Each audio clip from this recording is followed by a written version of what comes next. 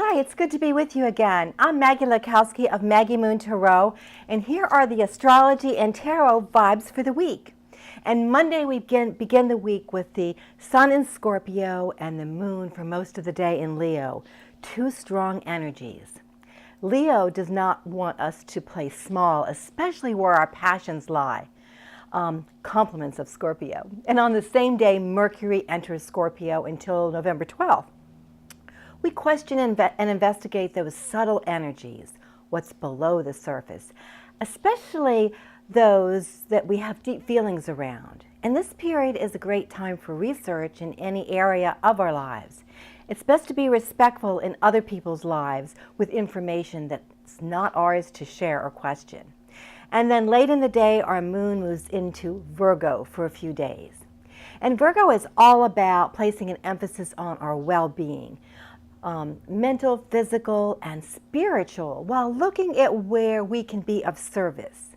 And then on Tuesday and Wednesday, Venus squares Neptune. A dreamy energy.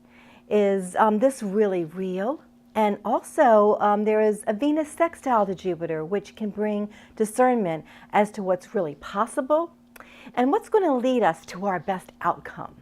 There is a window of opportunity here, but we must open the window and actually go out there and receive it. And some of these opportunities can come in relationships, but also around money. And then later on Thursday, our moon moves into Libra, and that brings our energies into a lovely balance. We're in the balsamic moon time, and that's a reflective and quiet period. And this time gives us an opportunity to hear the cosmic whispers, nature's signs, listen to our heart's longing.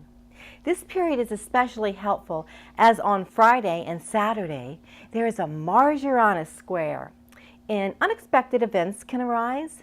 And then on Saturday, Venus conjunct Saturn, and the vibe is to say maybe not so fast. We need to look at things a bit more clearly and act with compassion and service.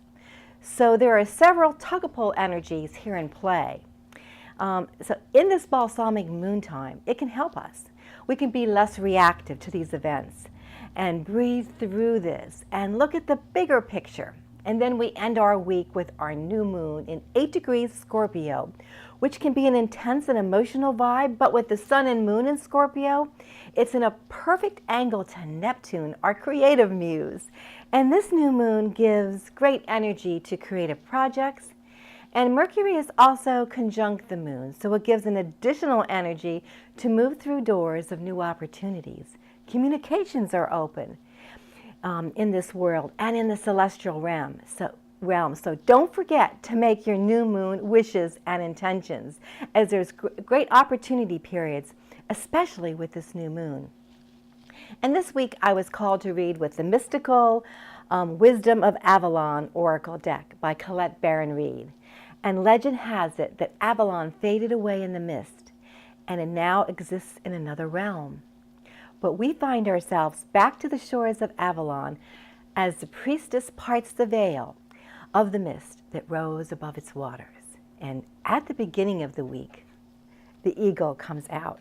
And that's one of the animal guides in Avalon. And our message for the start of the week is to trust in spirit, stay in integrity with our choices. The eagle invites us to hop on his back as he takes us soaring high in the sky. And rather than getting bogged down in the details, maybe of a situation where there's drama or anxiety, we can now look down over the eagle's wings to see our situation getting smaller and smaller. We begin to feel lighter and lighter, and a shift takes place within us. We no longer are emotionally attached to those feelings that we started with. When we come back, we're different, and we can choose differently. We remember that we're always divinely protected and guided by spirit. And there's a quote, it's, "Those eagles, like angels, don't distinguish between work and play. To them, it's all one and the same." And that quote is by Rebecca Wells from the book, The Divine Secrets of the Yaya Sisterhood.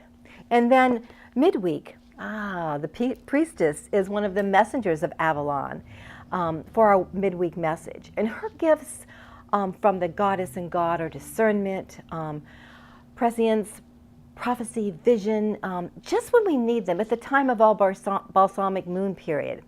And as we go inward, through quiet time, meditation, or dream time, we receive the messages. Our intuition is heightened, and we receive insights that may be missing when we're involved in the busyness of the outside world.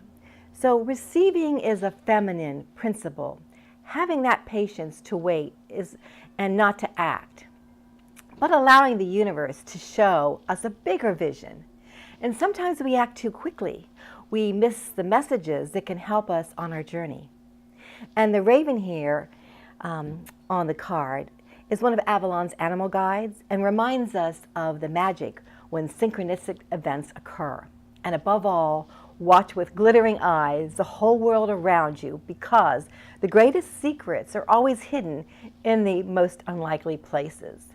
And those who don't believe in magic will never find it. And that quote is by Ronald Dahl. And at the end of the week, the bee emerges, another animal guide from Avalon.